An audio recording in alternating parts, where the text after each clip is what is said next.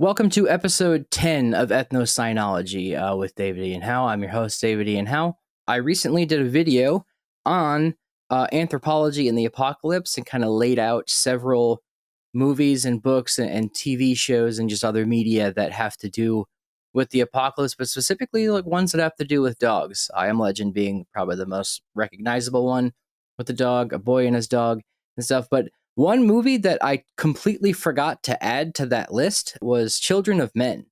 And that's one of my favorite movies. And I also recently just watched that with my mother. And movies and TV shows, I often rate on a scale of did my mother hate it or not. This movie, I thought she would like, but she didn't hate it. So therefore, I think it's a good movie. Yeah, so Children of Men is directed by Alfonso Cuarón, is his name. He also directed Y Tu Mamá También, which is like one of the best Spanish-speaking films, I think, like known to the English world. It's got Diego Luna in it, and I don't remember the other guy, but he also happens to be in Station 11, which is the movie or TV show I talked about in the Apocalypse thing. Anyway, that's digressing. Alfonso Cuarón's an excellent director. But what I'm going to talk about with Children of Men here is the dog aspect, of course, but also why this film is still relevant today. You know, kind of like, I guess my personal connection with it would be, let's see if my mom liked it, but the dog aspect. But also, it's pretty relevant today given the state of the world. If you haven't seen the movie, I recommend watching the movie before you listen to this podcast. But also, it's been out for over 10 years now. So if you were to listen to this podcast, then watch the movie, it might make it better for you because you'll understand it more and also be like, oh, that's what he was talking about. No, that's fine. We're living in an era of spoilers. So, so that'll just be like the quick introduction here. Children of Men, the basic, I'll get into the plot summary here. So the plot summary of Children of Men is, it's not an apocalyptic film in a sense. Like there's not like a giant nuclear holocaust. There's not there's no zombies or anything, but it's a very unique one in that all of the humans on Earth are no longer fertile. I don't remember if it's just the women are infertile and can't conceive, or if it's the men that are infertile themselves too.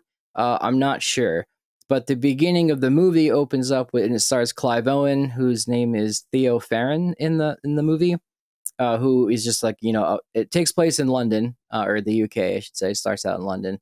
The opening scene of the movie really is he's going to get coffee in this, they don't have bodegas in London, but whatever it's called. Like you go, just some place to get coffee shop.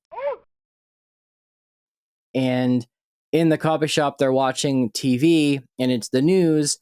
And the youngest person in the world, so after people, like the last kid born before everyone went infertile, was this young kid. I believe he lives in Brazil, I want to say. Anyway, he was the youngest kid alive. He was like 19. But because of that, he's a massive celebrity because he's the youngest person on Earth, and all these people kind of not worship him, but venerate him in a way of like, they're holding on to the past and the old ways. And this guy, he's the last piece of hope that the world has, and in an altercation with like a fan or a fanatic, he gets stabbed and he dies. So the youngest person in the world dies, and that's the beginning of the movie.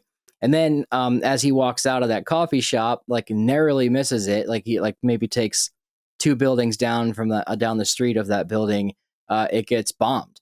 There's like a bomb, and then you find out, of course, like, okay, there's like terror attacks in London and things like that. And one of the really interesting things about the movie, which, I can explain here in a minute, but the world building of this film is insane in that you see like news snippets. I think it takes place in 2025, if I'm not mistaken, 2022, maybe. Yeah, it was filmed in like 2000, or it takes place in 2027. I'm sorry. The movie came out, I want to say in like 2008, maybe. I could be wrong. Anyway, so it is anticipating a future, and not everyone's just constantly on their phones because we wouldn't have anticipated that in 2007, I guess, the same way. But there are kind of futuristic TV screens all around. Like, London's a very high tech city in the same sense as like New York with the TVs all over the place, and it's Times Square, especially in New York. But London has its own versions of that. And just like futuristic. And on these TV screens that you see in the coffee shop or that you see in on TV at the house, you hear it on the radio, you notice that London, the UK, is the only place that's still like running. There's massive protests, massive war. There's the siege of Seattle, I think they said, or the Battle of Seattle is mentioned on the news. You can see there's upheaval in China, I think they mention. But there, when he's on the bus, public transit in London, going somewhere, you see like this like thing showing you how there's turmoil all over the world and like everything's on fire because the world is ending. No one can have children anymore. But it says the UK stands alone, or like only Britain remains, I believe is what it says. And you find out quickly, much like I mentioned in that last video about how in these movies, fascist dictatorships often take over because it's the only way to like secure the country, and Britain is taken over by an extremely xenophobic fascist dictatorship. Well, we don't even know if it's a dictatorship. It could be like an oligarchy. It could be a democracy of some kind. But we just know that they do not like foreign aliens. They do not like, there's very xenophobic. And by foreign aliens, I mean anybody. They show like people in cages. They like, everybody gets deported. Only if you're a British citizen can you be here. Like they're rounding up migrants and they're sending them out, which kind of relevant today.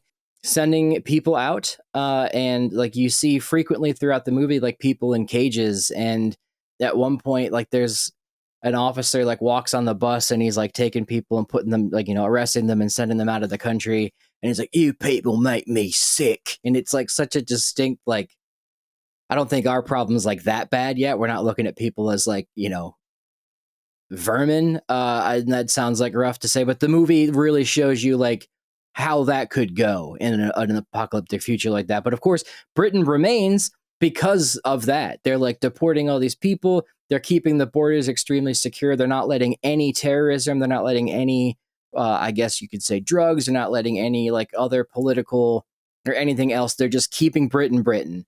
And that's like all they can do is just keep their heads down and keep going. And everyone in the movie still has a job, kind of like the guy's still going to work. And he even goes to work after like the place gets bombed. I digressed a bit. And he goes back to the, his job, and everyone's just kind of watching TV or they're, watching YouTube or the news on their computers in their cubicles, watching that this kid in Brazil got stabbed. It might be Argentina. I want to say it's Brazil. Doesn't matter. Some Latin American country.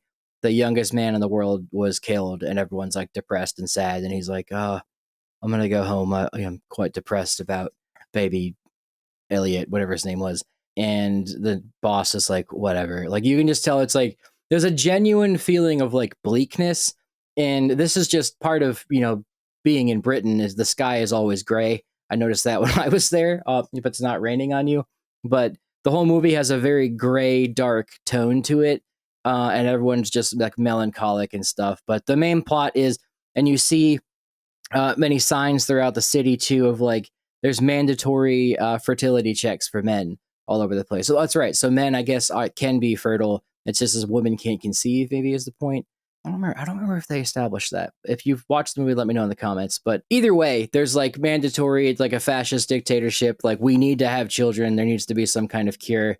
And then there's a group I'm getting into the thing, but we'll get to that. There's a resistance movement. There you go. That's what I was trying to say. And there's a resistance movement to the fascist dictatorship.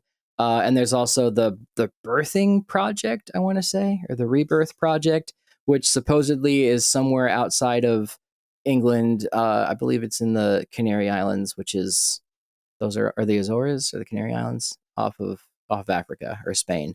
Anyway, somewhere that's not Britain, but you can't leave Britain. You can't come into Britain. But let's see. The main plot, here we go, is that you find out that Clive Owen used to be part of this separatist, I wouldn't say terrorist group, but a resistance movement to what's going on. And he is, kidnapped into a van, and his ex-girlfriend, who's American for some reason, tries to bring him back. And they're like, "I know you have a connection with this guy in the government. I need you to get us passports to get out of, or to go north to this other part of England, or no, I think just to get to Bristol, which Bristol is the port city off of London. I can't recall. I should have wrote this down, but point being, they need him to help them get a government favor to smuggle somebody, and you're not sure like what the deal is yet. And then you find out as you go and you like find out more about their relationship with in the past these people used to be dating. Okay, it's like world building, and you still see more stuff around Britain. People are going to there's a dog racing thing. And this is part of the dog thing that he goes to a dog racing thing, which I know is big in England, but there's like people are betting on dogs. There's no children, so there's just dogs everywhere. Every scene down the street or like in people's houses, there's always a dog because there's no children to be had. And there's also this interesting scene too where he finally goes to this guy's house to ask him for this political favor of like, can you get his passports to get us out of here? And his like son, who is like probably in his late 20s or 30s, is at the table just playing video games and with his headphones in, and like he's being kind of babied in a way. And you get this world building sense of like, okay, children are still like some if a parent has a child, even if that child's older, they're still babying the child or their offspring as if it's like a baby because like that's just what you do. And if you're young, like you would probably just want to live that way anyway. And it's just very interesting. You'll have to watch the movie. I'm probably making that sound weird. But anyway, so they get this political favor from the guy, and Clive Owen and his girlfriend, or his ex-girlfriend, and these two other women, and a guy who is the guy that was in 12 Years a Slave. Can't remember the actor's name. They're going north to get to this place, and once they get to this like farmstead, where like this Polish guy like allows the resistance movement to be there, Clive Owen finds out all this to say that the young woman, I believe she's Jamaican. I can't remember her accent. Pregnant. She reveals like she opens up her like robe and like you find out she's pregnant, and that's like kind of a shock to the movie, and you're like, whoa, what? And this Clive Owen character, whose name is Theo, which now I'm just realizing Theo meaning theological. He has no faith in the world, right? But wow, I just did that in my head. Here we go. Well, great world building, great writing. He's kind of cynical and he drinks. He's a terrible drinking problem. The world's ending. He's just like done. He's like, whatever. Doesn't even care about work and stuff. But he sees that this girl's pregnant, and then he kind of like has this like face glows of like, whoa. And then he realizes, I'm sorry, before that, his ex girlfriend was like murdered in an attack by just random people in the woods that just attacked the car because why not? It's an apocalyptic. It's a pseudo apocalyptic story where the apocalypse has yet to happen, but it's starting because no one can have children, if that makes sense. And Britain's still trying to hold on to whatever's left of like functioning society.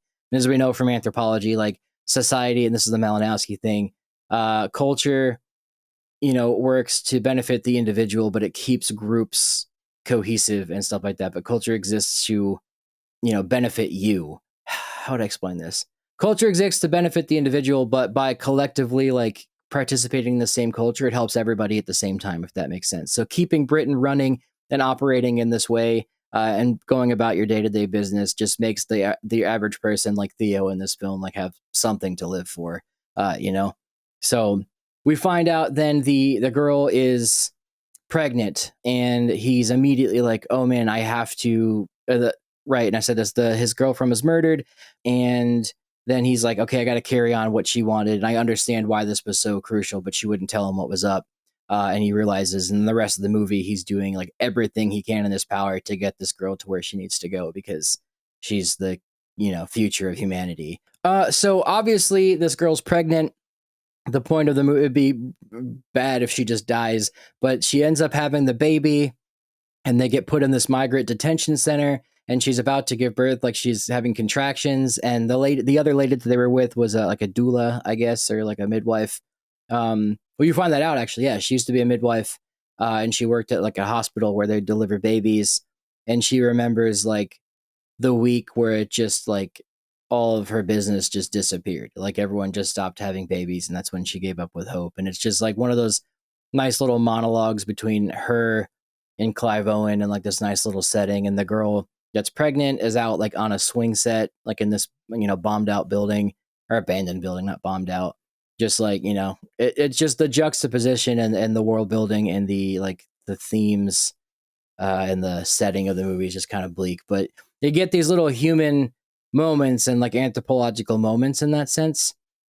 And let's see, we did the plot summary. I'm trying to think of how to like go about this to make it I guess I'll just tell you the rest of the plot. Yeah, so they get stuck in this migrant detention center. They're trying to go north or to Bristol. I can't recall. And they get caught and they get brought to this place and this migrant detention center, and they get put in like a ghetto, essentially, like in World War II Germany, full of immigrants. And there's this one lady is, I mean, gypsy would be the word I would say, but Romani, she's speaking Romani is her like culture or whatever. I know gypsy's like not, they call themselves gypsies. I think you can still say you can't use gypsy in that derogatory term. Anyway, she's speaking Romani. She has a dog with her the whole time. She's holding a pet dog, and that's like she's treating it like a baby, talking to it like it's a baby. And they find her because she was one of the connections in this like ghetto migrant area that's like barricaded, kind of looks like an outdoor prison. And they all she ends up the poor woman ends up having the Romani lady takes her to this place. She ends up having the baby on this like disgusting mattress in this like abandoned building. Well, not abandoned, it's full of migrants and stuff. It's really dark. Has the baby, and then the next day like someone comes in and the dog sniffs out that there's a baby under the blanket. It's interesting, the dog aspect. And then let's see, she has the baby, and at this time, as she's having the baby, and like the day she has the baby, I should say, I don't want to say it's the Muslim Brotherhood, but it's like there's definitely like an Arabic Muslim Islamic group that is fighting the government. But alongside that, like they're the most organized and they're chanting the streets and protest. They're having a funeral for somebody, and then they start shooting. And there is then like the other like how would I say this? I'm not trying to be, it's getting dicey. What am I trying to say? There's like that's like a distinct faction of people that are fighting the government, and as they do that, the other like let's say other immigrants from Europe, like there's a lot of Russian ones. I heard a guy speaking Polish. There's a lady speaking Romani. There's people from Jamaica. There's other people. There are Asian people there too in this ghetto area. They all rise up too and are fighting the government at the same time as that's going on. And there's like this giant war torn scene of like it's a very long take, and something excellent about this movie is the cinematography and the long takes of all these shots where you are stuck in the action with him in this extremely stressful situation where there's a baby. The lady just gave birth, so she's probably exhausted. I'm assuming there's a lot of pain involved in that. Like, if you just had a baby the night before, you don't want to be running for your life the next day. And they're like running for their lives and like running into these buildings. It's urban warfare. The British government's or the British army is shooting these rebels, and the rebels are, insurrection, whatever you want to call them, resistance fighters are this like ragtag group of like migrants. They're shooting back at the government, and they end up finally leaving that area only after some of the British soldiers bust up into this room they're holed up in and see that she has a baby. And as they see that the girl's carrying a baby, the military stops. The like is what's the word? I'd have to watch the movie again to remember like what there was like three different factions fighting, but two of them were fighting the British government. They all stop. They all stop fighting when they see the baby. And there's like this big scene where they're like walking down the stairs of an apartment building with like the British military and resistance fighters all staring at her, like, and the British guy calls like ceasefire, ceasefire, and the baby's walking down the stair, or the baby's not. The lady's bringing the baby down the stairs, and so is Clive Owen and the Romani lady, I think. And the Romani lady's trying to find them a boat, and they had told him you need to get to this boat, or get a boat and then ride out to this buoy that's so I guess they are in Bristol. Ride out to this buoy where the ship will pick you up and will take you to I want to say it's the Canary Islands where this birthing project is, where they're going to take her to safety. But at the end of the movie, Clive Owen reveals that he got shot, and he like dies in the rowboat, and she's just like left sitting in the rowboat with the baby, but the boat shows up. So it's a very ambiguous ending of like, does the world get fixed or not? It's up to you. But the main thing here is that when everyone was like fighting in like this like migrant concentration camp Ghetto in London, everyone stops and they like see this baby because it's like That's what they're all fighting about, because like no one's everyone's dead. They're all gonna die if there's no you can't have children. So everyone, you can see the hope in everyone's faces as this baby comes down the stairs, and it's like kind of wild. And yeah, so I would say now that you got the plot down, sorry for the spoilers. The key themes of this movie would be that I've written down here, like hope versus despair. Theo's transformed from like this cynical dude, kind of like Joel in The Last of Us. He's an alcoholic into drugs. Joel is in the show. I don't know about. I don't think there's any drugs involved in Theo's character, but definitely alcohol. From a cynical man to a believer in change. The xenophobia is insane. Like it's a commentary on world commentary on the real world, like refugee and like migrant crisis is going on, especially in Europe. It's pretty bad. And like this was 10 years ago, 15 years ago, this movie came out. So it's like it was already, talking about that then. But the movie shows how bad it will get in the future, or how it could get. But the government control and resistance of this movie, the clash between the oppressive systems and the underground movement. So you go underground movement, not resistance movement, or partisans. That's the word I've been thinking of the entire time. Thank you. Partisans. Parenthood and the values of like how the absence of children reshapes society's priorities. Everyone's kind of just bummed out. It's bleak. There's not much going on. Michael Caine, I didn't even bring up his character. He's a minor character in the movie. You see him several times. He's like an old friend of Theo and like this old hippie guy. And they go hide out at his house and stuff. But at the house, you're learning that Theo and his ex-girlfriend had a baby a long time ago. And it's kind of like The Last of Us in that sense too, where Joel lost his daughter. He's reluctant to take on the task of smuggling Ellie across the country to the fight. It's the same kind of thing. She's got the cure for the fungus virus thing that's going on in The Last of Us. And they're trying to get her across the country to a resistance partisan base where they can do research on her to fix that. And then in this movie, obviously, it's they're trying to get a pregnant woman to a birthing center where they can research, how she's able to be fertile, blah blah. But in Michael Caine's house, you're finding out like the young girl learns more about Theo, his past, and that he had a baby, and like why he's just so jaded and stuff. But once he finds out that she's pregnant, and like once she has the baby, it's like game on for him. He's like, we gotta, like, I have the chance to save the world here. I'm gonna do it, and he does it for his ex-girlfriend as well. I want to say one other thing here before we get into dogs, the cinematic techniques and the world building. I kind of said that like Alfonso Cuarón has these signature long takes, kind of like Miguel Sapochnik does in Game of Thrones. If you remember the Hard Home episode of Game of Thrones where Jon Snow is trying to get all the wildlings safe south beyond the wall because they're going to get killed by the White Walkers, and the White Walkers attack. It's this big, long, one-take thing. There's the Battle of the Bastards has a big one take thing. Miguel Sapochnik's excellent at that, but so is Alfonso Cuarón.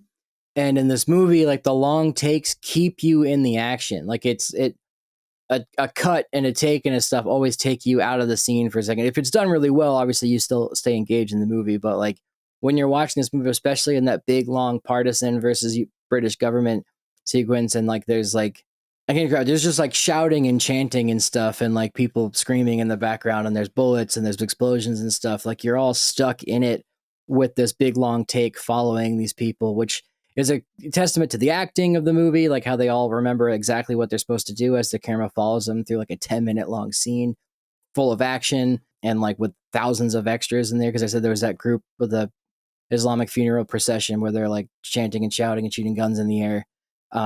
Just all of that coordinated is crazy. But like another thing here too is kind of like in The Last of Us, or as opposed to A Boy and His Dog, which is in the distant future, nuclear wasteland. Fallout is like hundreds of years from now in a nuclear wasteland. This film has a near future setting, kind of like Station 11 or The Last of Us or 28 Days Later. It's like it could happen tomorrow, kind of. And that makes it eerily realistic. And it does have, and what I wrote this down here, but I meant to say this earlier. It's a distinct lack of traditional exposition.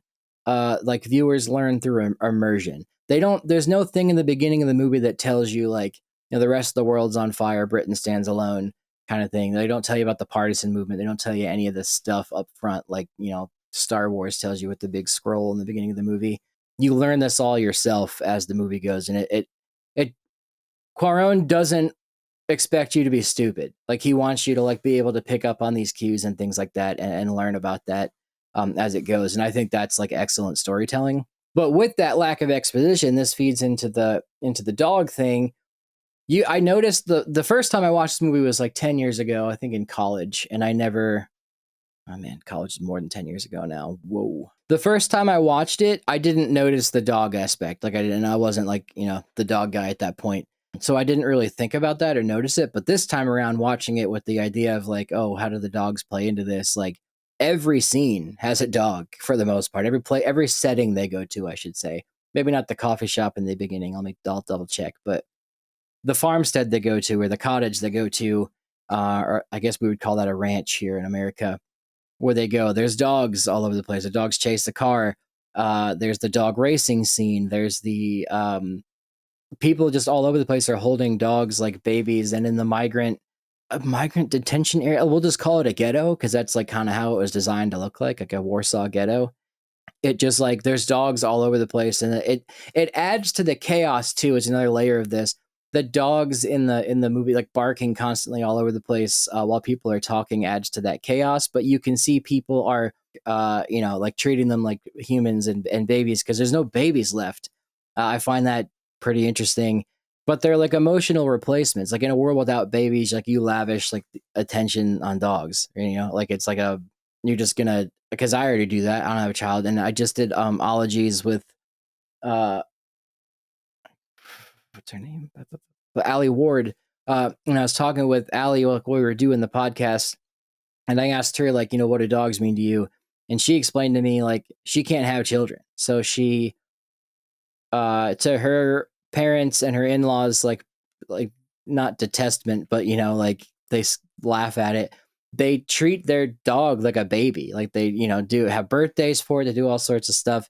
And I found that to be a really interesting answer to the what do dogs mean to you, because to her, she can't have a child, so that dog is their family. And you see in this movie like that exact thing happens. And another thing too that goes into the cinematic aspect, like the cinematic cues, there's always frequent shots of people holding, petting, and mourning dogs. There's a dog funeral at one point. There's like a dead dog at one point.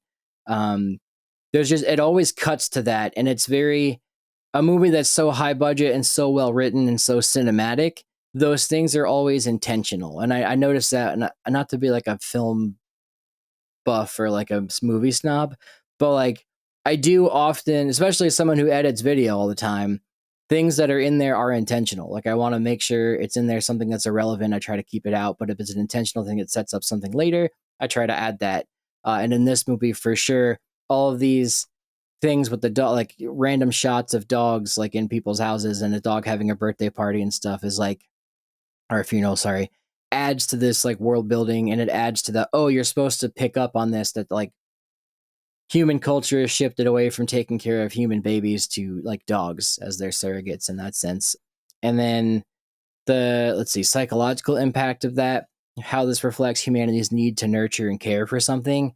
Kind of like I said with the guy, he was probably in his 50s, the guy Clive Owen was trying to get the passports from or get the government favor from, and his son was at the table playing video games. The son was probably my age, but he was being treated like a baby or a kid. He's playing video games at the table, which is something I did when I was like 8. But like, humanity has to nurture in that sense, so like kids would be taken care of in that sense. It's all you really have. It's like what you would hold on to. And then another thing here would be like comparisons to real life. Are we seeing a similar shift in modern society? And like, Ali was a great example of that. Like, yeah, my dog was my son. I treat dogs and like animal, like I always say hello sir when I meet a new dog, or like, how do you do, mister? Like, it's just because it was funny to me, but it also just like, they're an organism that thinks. So I do often try to like, sounds dumb, but like meet them on that level. I talk to them. I'm like, how are you? Nice to meet you. I say that to dogs all the time. And that's just me being goofy, but like, people just do that. You narrate what your dog's thinking and stuff. Like, I don't want children, really. That might change if I meet the right person. They're like, let's have a kid. But like, I just truly have no desire. So dogs and cats and stuff for me are what that's going to be. Maybe I'll get a llama too. I don't know. But like, probably not. But like a dog for me is like what I would have, and that's the most experience I've had with caring for something as my cat too. But like a dog, posting pictures of him, having birthdays for him and stuff. Society is shifting that way, and we know people did that in ancient times, of course, too. Like they cared for their dogs, gave them. I talked with Flint Dibble in that one episode, how he saw like ancient Greek pottery and like art. There's like people feeding dogs scraps and stuff, and you can even see that zooarchaeologically. That some days dogs get like better cuts of meat because you can see the gnaw marks on the bones. It was around these feast times, but yeah, just that's really it. What makes Children of Men a timeless film is just like it can happen tomorrow. Like everyone could just go infertile tomorrow. Maybe it's a virus.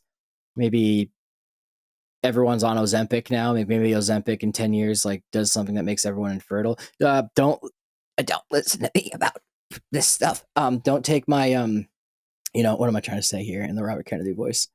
That's not medical. That's not medically sound. Apparently, Ozempic's like a wonder drug that is curing a lot of stuff, and seems to have no negative side effects. Will that turn into a zombie virus later? Who knows? Probably not. But just in case, that was a bad example. But it could be just to be a virus. Something gives. Sorry to do the Kennedy voice.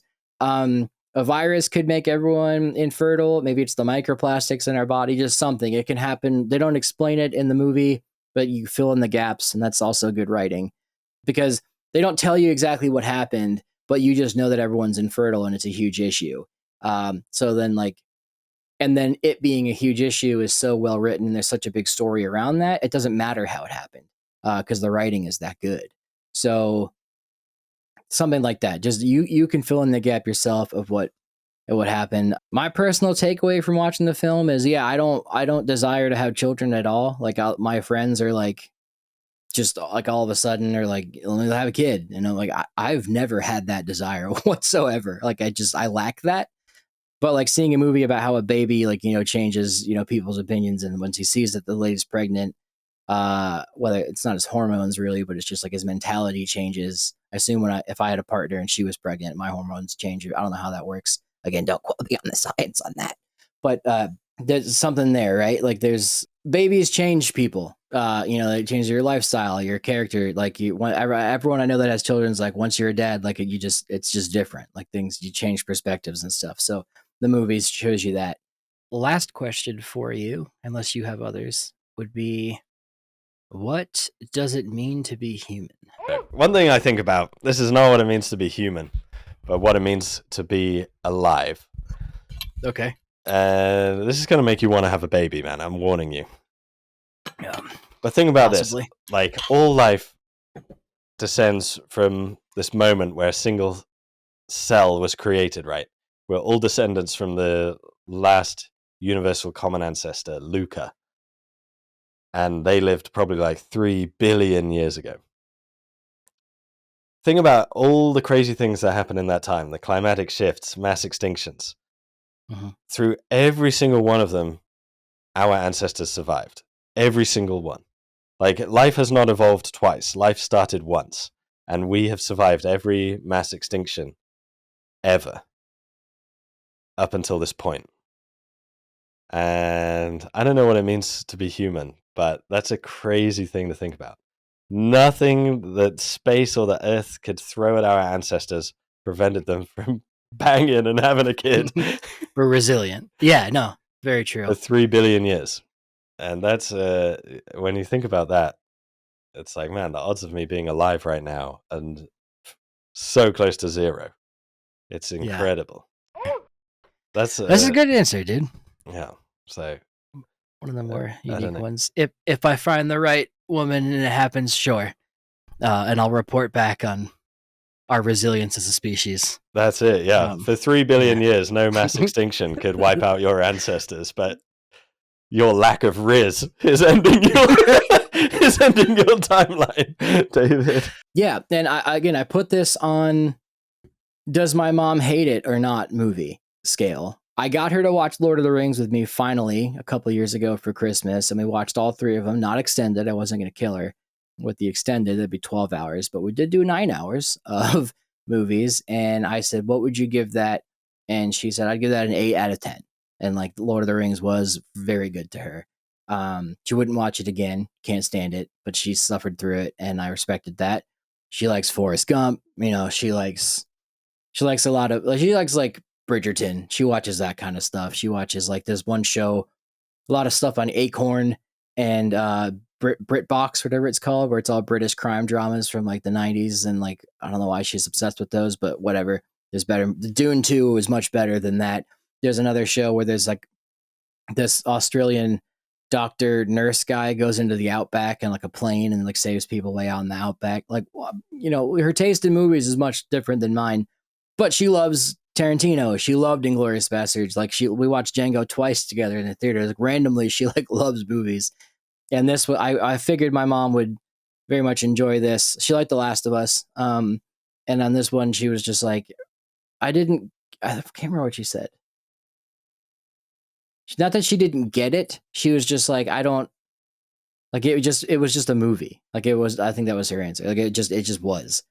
So whatever. But she didn't hate it. So therefore, it's a good movie in my eyes. And I know she wants like a grandkid real bad too. So like, maybe I shouldn't have showed her that. But that besides the point. Final thoughts. But yeah, people listening. I know on Spotify now you can leave comments. Leave us comments. What did you think about the movie? Did I butcher the thing? Am I missing main parts of the movie that I should have added? And here on YouTube as well. Give me some, comments. What do you think about Children of Men? Are there things that I'm missing? Are there themes that you picked up on? If you have children, I don't have children, right? And watch this movie. If you have children and you watch this movie, what do you think? Like, your perspective is probably different than mine. But mainly, though, the whole thing about this, and it's a dog podcast or dog archaeology and anthropology podcast. What's the anthropology of this to you? Like, obviously we're seeing a lot of this stuff play out today in like the modern world with the, insane migrant crises all over the world. And like this movie is very like an example. I would say that this movie is, especially with that guy who was like, you people make me sick. Smell, go. You smell it yourself. You fucking people disgust me. Like it was like, and he was just staring at like Clive Owen, who's like a white dude, like on the bus. He just because they're migrants, the guy said that. That's a good example of we don't want to get there. We don't want that. That's a bad outlook to have. That guy probably sucks when he goes home, and he sucks when he's at work, clocking in as a soldier or a National Guard guy, whatever he was. I don't know if there's a king or queen in the movie. They don't say that. It doesn't matter. What am I trying to say here? We know it's a cautionary tale of like, we don't want things to get that bad. And here's another thing too. Here's another thing to ask yourself. If tomorrow everybody was infertile, what would you do? Would you continue working? Would you adopt a bunch of dogs? Would you just give up? Well, like what would you do? Like what's that anthropology? And like I would say this as someone who appreciates human behavior ecology. The point of life is to get enough resources to have enough energy to reproduce. That's just how biological life works. That's what Darwin figured out. That's just how things work. So once you can collect energy or collect resources to get energy, but you can't reproduce, you can still reproduce. Well, you can have sex, obviously, but you can still reproduce socially. And that's like another thing too. Like reproduction doesn't necessarily mean just sexually reproducing. Like human culture reproduces, like you're passing that on along with the genes. And that's an important part of what makes humans distinct from the other animals is our culture reproduces and evolves too. So in this kind of world, what are you going to do? Yeah, I liked this movie.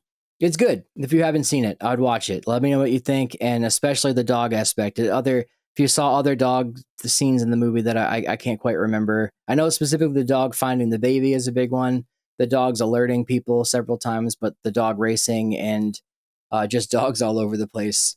Romani lady carrying the dog as a baby is very interesting because like the Key is running with the baby in her arms, but so is the Romani lady at the same time. They're running through this like battle zone or war zone, and she's like holding a dog just like the baby too. It was very like interesting juxtaposition, which in another movie with different music would be funny, but in this movie it's like bleak because they're both holding on to hope in a sense. So anyway, please rate and review the podcast on Apple and iTunes if you can. If you can rate it on Spotify, that would be awesome. If you're listening on Apple and Spotify, if you're here on YouTube, please like and subscribe. Please leave a comment, like I said earlier, what you think about this movie. And if you have, how about this? I said I was going to make episodes on the different apocalyptic movies with dogs, or just some apocalyptic. 28 Days Later doesn't have dogs in it, but it's still worth talking about anthropologically. Which one do you want me to do next? We'll do that. So let me know. Think on that. And with that, I will see you guys next week.